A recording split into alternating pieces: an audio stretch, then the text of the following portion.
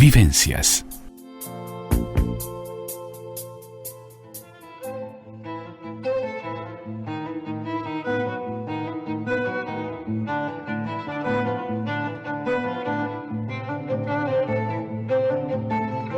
Mano a mano y sin diván. La columna de Jorge Schneiderman en Vivencias. Ya tenemos al licenciado Jorge Schneiderman para hablar hoy de Erich Fromm, del psicoanálisis y el humanismo. Erich Fromm, un hombre que a lo largo de varias décadas se ha consagrado en el análisis crítico de la situación social y de las perspectivas reales y posibles del hombre, un hombre que dejó un gran legado en materia de psicoanálisis, pero también a través de su filosofía humanista, uno de los primeros trabajadores intelectuales del siglo XX que integra el psicoanálisis con la política, aportando un campo de reflexión y de crítica interdisciplinario para estudiar el conjunto global de la sociedad contemporánea y de sus problemas. Muy bienvenido, Jorge, muy buenas tardes, ¿cómo estás? Muy bien, Andrea, muy contento de reencontrarme con ustedes y bueno, y sobre todo por poder recorrer algunos tramos de la vida de esta personalidad, como vos bien dijiste, del psicoanálisis, de la filosofía y del humanismo, podríamos decir. Sí, tal cual. Es es un hombre que de alguna manera ha desarrollado distintas disciplinas, por decirlo de alguna forma, y su obra realmente nos ha marcado. Yo creo que sigue muy vigente, aunque la leamos hoy en el siglo XXI, si bien fue un gran pensador del siglo XX, podemos decir que sigue muy vigente todo lo que ha escrito. Y sí, la proyección de su obra justamente estriba en ese abordaje profundo del ser humano, ¿no? Y de manera atemporal podemos ir aplicando todos sus conceptos. Es una persona que transitó por un siglo bastante tumultuoso y fue haciendo escuela, fue avanzando en tiempos en que no era fácil tener una actitud rupturista, sobre todo en el marco del psicoanálisis, ¿no? Claro. Pero vos sabés, Andrea, que me gustaría contextualizar un poquito y ya adentrarnos un poco en lo que fue la proyección de su obra, su pensamiento, ¿no? Sí. Porque Erich Fromm nace con el siglo, ¿no? Claro. Él nació en el seno de una familia judía religiosa allá por el 23 de marzo del 1900. Sí. Y bueno, inicialmente abrevó de la perspectiva judía y digamos que profundizó en el estudio del Talmud, y de hecho su tesis doctoral de sociología de 1922 versó sobre las bases doctrinales de la ley judía. Sin embargo, por aquellos años comenzaría un proceso de apartamiento de la observancia religiosa, ¿no? Estamos hablando de la década del 20, él comienza a encontrar nuevas miradas sobre la realidad, luego de 20 años donde la humanidad se vio sometida a diversidad de conflictos, especialmente en la Gran Guerra, y él empieza a cuestionar, ¿no?, muchísimos aspectos relativos a lo que es relativos a la religión, ¿no? Ahora, de todos modos, es posible interigir, Andrea, en muchos pasajes de su obra, la impronta del legado axiológico ancestral, lo cual se manifiesta claramente en su firme compromiso con la divulgación del saber, el culto a las libertades y el valor de la empatía, ¿no? Ahora, él obviamente era un individuo muy versado, con multiplicidad de intereses desde el punto de vista intelectual, y de hecho se forma en Derecho, y bueno, ya consolidada su formación sociológica en Heidelberg, en la Universidad de Heidelberg, tras analizarse en 1926 con Frida Reichmann, que a la sazón sería su primera esposa, ¿no? Fue su primera analista y a la postre su primera esposa. Bueno, poco después da inicio a su formación psicoanalítica, y mira, nada más ni nada menos que con Hans Sachs, que había sido un directo alumno de Freud, que al igual que él, encuadraba dentro del grupo de los legos, ¿no? Legos era el término utilizado por Freud para referirse a aquellas personas carentes de formación médica y que optaban por recorrer el camino de la formación psicoanalítica. Y ahí, alrededor de finales de los 20, del 30, ahí es que empieza a consustanciarse con las ideas del marxismo, ¿no? Él va a tener una particular concepción de lo que es el ideario marxista y lo va a ir aplicando, formando parte, en un principio, de lo que fue la llamada Escuela de Frankfurt, ¿no? Que eran un grupo de intelectuales, pensadores, cientistas sociales, que se congregaban en torno a las ideas de Hegel, de Marx y de Freud, ¿no? Ahora, podríamos decir que tempranamente apartado del sermo ortodoxo fundacional del psicoanálisis, Fromm orientó su pensamiento y su acción hacia un enfoque marcadamente humanista y, atención con esto, socioantropológico, o sea, una mirada ancha, más abarcativa, ¿no? Que para su tiempo, me parece señalar que fue sumamente novedoso, porque si hoy, en el siglo XXI, muchos psicólogos siguen ese lineamiento, pero en los tiempos de él fue totalmente innovador. Sí, totalmente innovador. Y él considera vital establecer una mirada amplia y profunda sobre la incidencia de los procesos culturales y sociohistóricos en la vida del ser humano.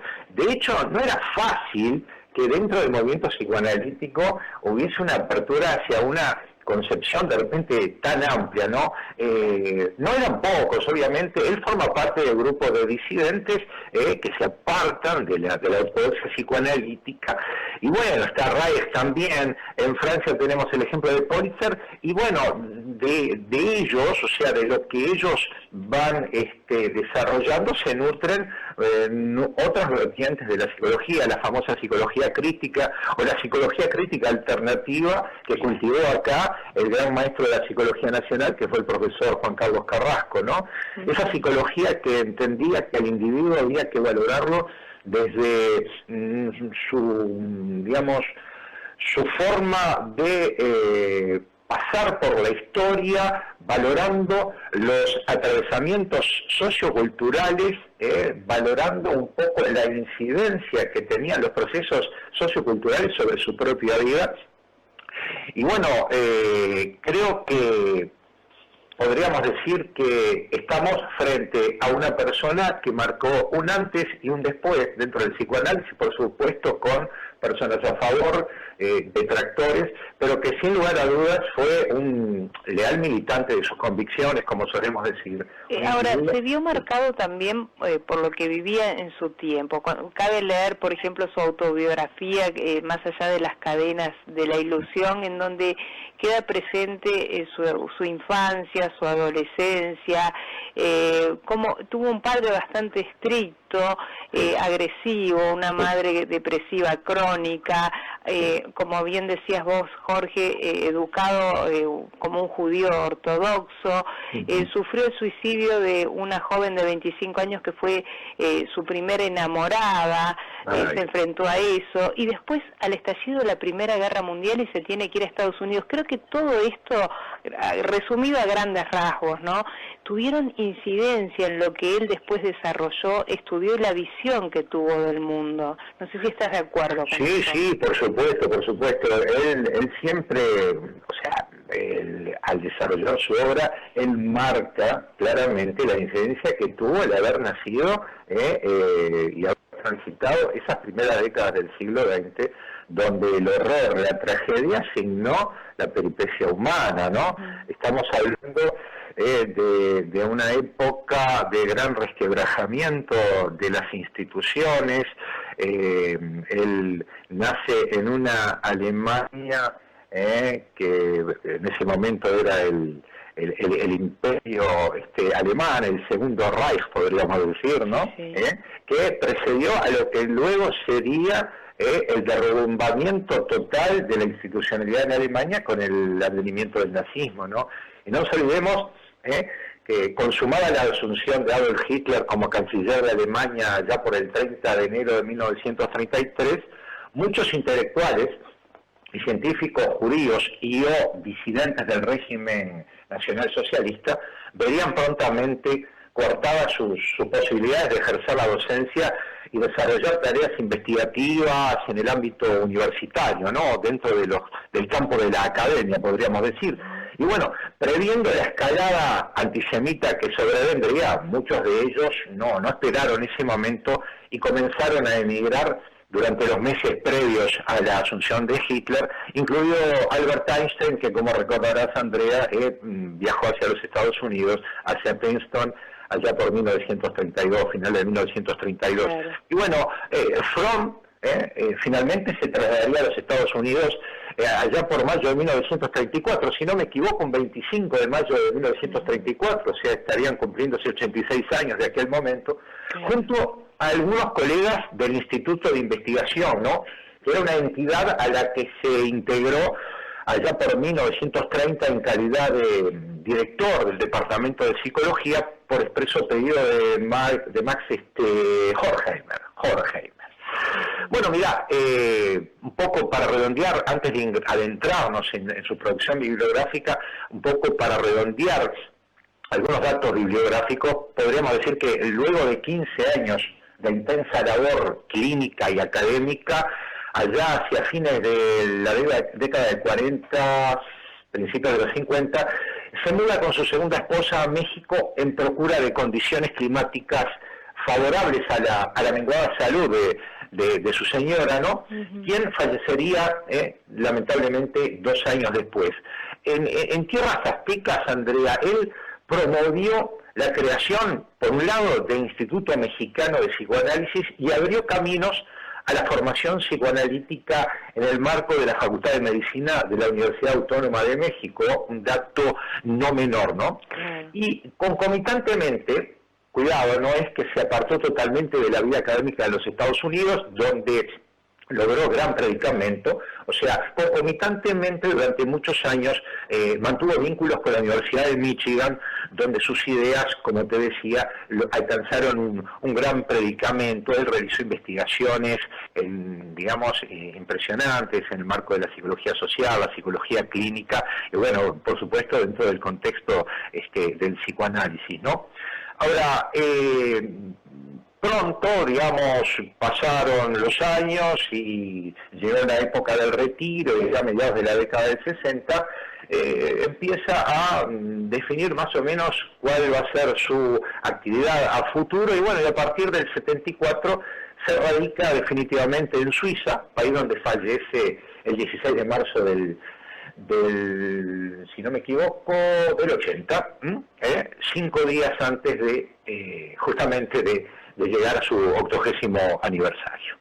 O sea que estamos hablando de una vida muy extensa, muy prolífica, una profusa, podríamos decir, bibliografía, pero más que nada se trata de un pensador, más allá de que es sumamente valorable, son muy valorables sus aportes en el marco del psicoanálisis.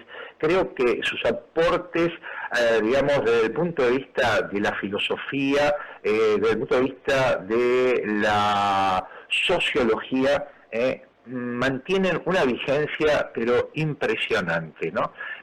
Un individuo realmente productivo, que ha escrito desde tiempos de juventud, y si arrancamos con sus primeros textos, cuando vemos El miedo a la libertad, ¿no?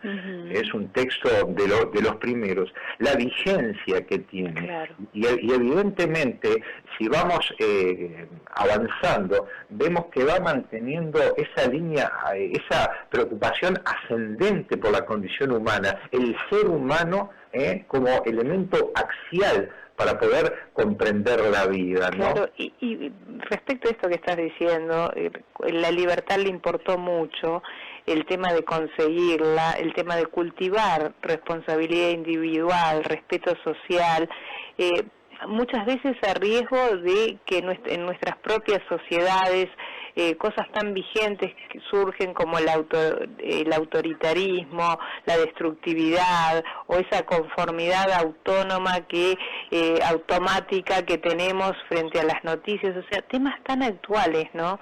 Es lo que yo te decía, sigue vigente esa lucha por la libertad individual que hoy por hoy seguimos luchando, cada cual desde nuestro lugar, peleándonos de alguna manera para poder seguir siendo libres, ¿no? Y no, de parte un demócrata de ley, no, si bien él abrazó en un comienzo, adhiriendo a la escuela de Frankfurt, él adhirió a lo que era una concepción marxista, ¿no? El tema, sobre todo los conceptos en torno a la alienación, el tema de la justicia social, etcétera, etcétera, y no obstante haber formado justamente parte de la escuela de Frankfurt, divergencias conceptuales relativas a la orientación ideológica de este colectivo precipitarían el progresivo apartamiento, ¿no? de Fromm. Fueron tiempos en la década del 40 en que su manifiesto apego a una concepción democrática del socialismo le valió, pero acerbas críticas, lo inenarrable, ¿no? Fue lo que le pasó a Fromm, y bueno, los sectores más conservadores de la escuela, obviamente, no estaban dispuestos a apartarse de una concepción marxista más radical, más dura. Y bueno, en ese momento él marca un distanciamiento total e incluso se vuelve sumamente crítico del régimen estalinista soviético, ¿no?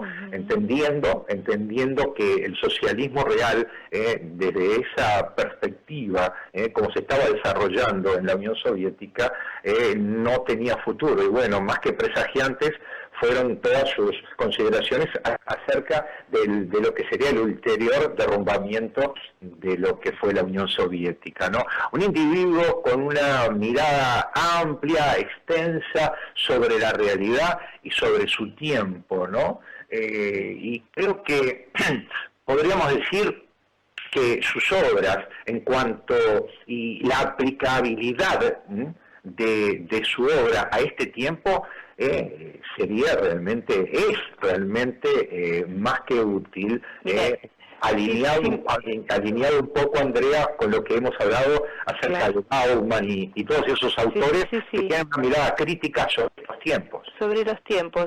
Mira, quisiera compartir algo que dijo sobre la economía de consumo, que creo que sigue tan vigente, y lo voy a compartir y tú darás tu análisis. ¿Cómo no? Decía Erich Fromm, nuestra economía de consumo y de mercado se basa en la idea de que se puede comprar la felicidad, pero cuidado, porque si tienes dinero para algo, entonces habrás perdido toda oportunidad de ser feliz. Por ello, es necesario recordar que solo lo que llega desde nuestros propios esfuerzos, desde el interior, no solo es lo más barato, sino lo que nos puede hacer más felices. Y creo que lo hemos hablado infinidad de veces esto contigo, Jorge, y es tan vigente, ¿no? Porque vivimos en una sociedad de consumo. Sumamente, somos consumidores consumidos por una sociedad de consumo. Y bueno, el gran antídoto que él entendía existía para esta embestida afrentosa del capitalismo descarnado era el amor, ¿no? Y él solía decir que solo con el amor es posible hallar respuestas efectivamente sanadoras para los grandes problemas existenciales, ¿no? Es una persona que evidentemente elabora todo un corpus teórico, conceptual, bastante atípico, apartado de esa mirada materialista que caracterizó a gran parte del siglo XX, el consumismo. Él vivió en los Estados Unidos, el emporio del consumismo, y por lo tanto se enfrentó cara a cara con uno de los rostros más sombríos del capitalismo, ¿no? La gente que se desangra, que trata de producir para lograr elementos que le permitan acceder que le permita adquirir un lugar en la sociedad en función de lo estatuido y no en función de su propio deseo. Claro. Tendríamos que irnos a una pausa, pero te propongo, si te parece, para después de la pausa seguir analizando sus libros, que ha hablado en el arte de amar, en el arte de escuchar también, porque se ha dedicado al arte de escuchar, tener o ser, tantos libros en los que de alguna manera tiene una visión habla como terapeuta, ¿no? Pero son libros de fácil acceso para el común de la gente que sigue esa beta humanista. Desde luego lo habrán leído, me imagino, mucha gente que tiene que ver con formación terapéutica, pero también hay muchos lectores de Fromm que creo que no teniendo esa formación, de ahí tienen ese apego o ese respeto por sus libros, porque creo que toca esa beta humana que nos preocupa a todos, ¿no? Y que la analizamos martes a martes en tu columna. Pero si te parece, Jorge, lo analizamos después de la pausa, seguimos analizando su obra, su prolífera obra y esos conceptos que realmente nos ha dejado como legado. Con mucho gusto. Una breve pausa entonces y luego de la pausa continuamos analizando su obra.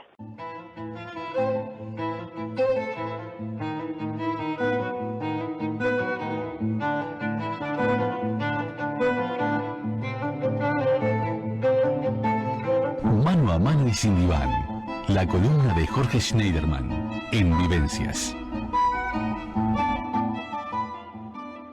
Y continuamos con el licenciado Jorge Schneiderman en su columna Mano a mano y sin diván, hoy analizando a Erich Fromm. Nos fuimos a la pausa, Jorge, y estábamos en pleno abordaje de su prolífera obra, que como bien tú señalabas, se ha basado en esa capacidad de amar, porque para Erich Fromm el amor tuvo una especial importancia en toda su obra, ¿no? Sí, vertebró toda su obra, todo su pensamiento, ¿no? Incluso cuando aborda temas muy urticantes, ¿no? Como el tema de la violencia, como el tema del consumismo, y temas tan profundos como el tema de la libertad, se sustancia mucho en su concepción del amor, ¿no? Él tiene una amplísima obra, ¿no? Y yo, Andrea, creo que en esto vamos a convenir de que es un buen tiempo, este tiempo de cuarentena, en el que disponemos de más tiempo para leer. Es tanto lo que puede aportar a la comprensión incluso de estos tiempos la obra de Erich Fromm, ¿no? Podemos hacer un sucinto recorrido, digo yo, entre sus obras más importantes: El miedo a la libertad, de 1941, El arte de amar, de 15 años después, allá por el 56, después Tener o ser, del 76, Ética y psicoanálisis, del 47, Psicoanálisis de la sociedad contemporánea, del 55, del Tener al ser, de una de sus últimas obras, de allá de 1977, El corazón del hombre, su potencia para el bien y para el mal, del 64, en fin, no sé, Psicoanálisis y religión, del 50, entre tantos libros, ¿no? Y de esta manera es un individuo que desestimó los criterios conservadores que digamos que encriptaban el psicoanálisis y despertando el vivo interés de generaciones de lectores que a la sazón le asignarían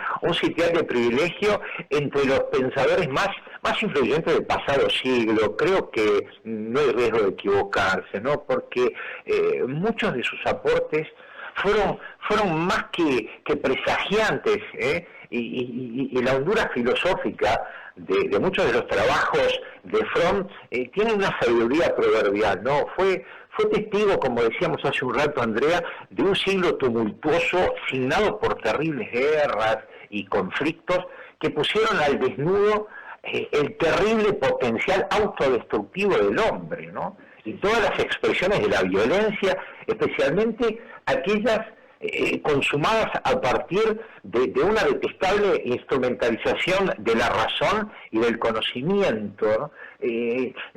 Tal preocupación surge nítidamente en su obra en un libro que creo que vale la pena recorrer y que es Anatomía de la destructividad humana, ¿no?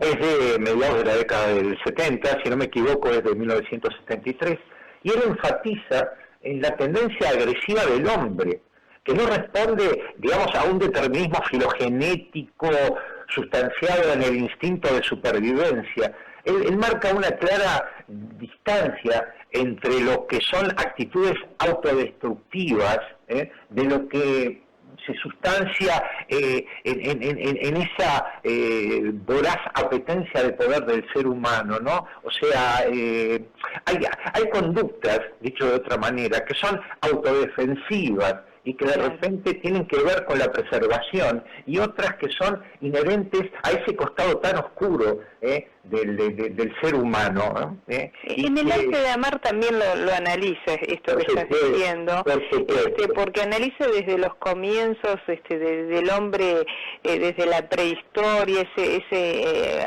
hombre instintivo, ese casi animal instintivo, y él pone de manifiesto, yo creo que como bien lo señalás en distintos libros, el tema de la violencia actual que sigue instaurada en nuestra sociedad, y él analiza muy detenidamente cuáles son las causas, porque más allá de que somos animales instintivos, seres instintivos, hay muchas cosas que él las va analizando y tienen que ver con esa falta de valores, con esa falta de apego al amor, a la vida, con ese instinto autodestructivo, ¿no? Entonces, todo eso él lo va como analizando desde lo sociológico, lo humano, lo psicológico también, ¿no?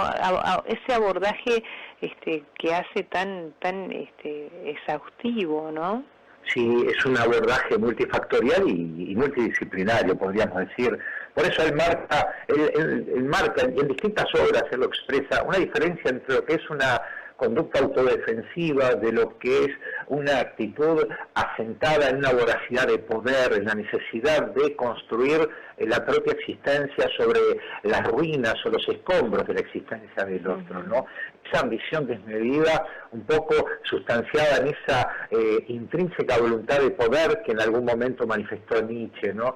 Y bueno, se trata de un texto justamente al que estoy refiriendo, Andrea, en que realiza una prolija, pero muy prolija disección de las personalidades de sendos criminales como, fíjate vos, Stalin, Himmler y Hitler, ¿no? Claro. Mediante la modalidad de la psicohistoria, tal como suele mencionar nuestro querido amigo el profesor de la Janti de la Universidad Autónoma de México, ¿no?